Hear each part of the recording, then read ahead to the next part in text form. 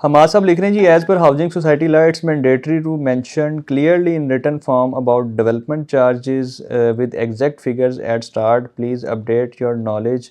आप बात इसलिए नहीं कर सकते क्योंकि आप डीलर हैं इनके, थैंक्स। अच्छा जी, हमारे साथ पहले मैं क्लियर कर दूं कि डीलर तो हम स्पेसिफिक किसी भी हाउसिंग सोसाइटी के नहीं हैं। हम एक जनरल काम कर रहे हैं, हम अपने प्रोजेक्ट्स पे काम कर रहे हैं। आर्केडियन विलास के नाम से हमारा प्रोजेक्ट है। जो हाउसिंग सोसाइटी अच्छा काम करती है हम उसको मार्केट करते हैं। अगर उसी हाउसिंग सोसाइटी में कोई नेगेटिव चीज़ आ जाए तो हम उसको भी हाईलाइट करते हैं। तो इस तरह कोई भी नहीं करता, खासतौर पर वो डीलर तो कभी नहीं करेगा जो वहाँ का रजिस्टर्ड है या वहाँ का स्पेसिफिक है। लेकिन आप हमारा चैनल विजिट करें, लगता है आपने हमारा सोशल मीडिया प्लेटफॉर्म देखा नहीं है, प्रॉपर जाके आप विजिट करें, इंशाल्लाह आपको एक तो क्लैरिटी मिल जाएगी। दूसरा ये है कि आप बिल्कुल ठीक कह रहे हैं कि पहले दिन से चीज़ें क्लियर होनी चाहिए, चीज़ें मेंशन होनी चाहिए। लेकिन उसकी एक दूसरी साइड भी है जो कि एक मेरा अपना ओपिनियन है। मैं डेवलपर की साइड बिल्कुल नहीं लेता, ना मेरी आदत है।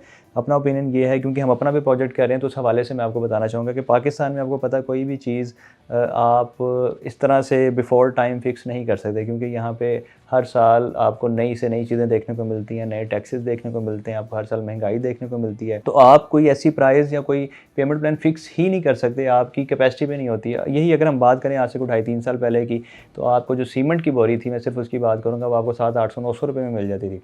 आज वही सीमेंट की बोरी आपको 1400, 1500, 1600 तक की रेंज में मिल रही है।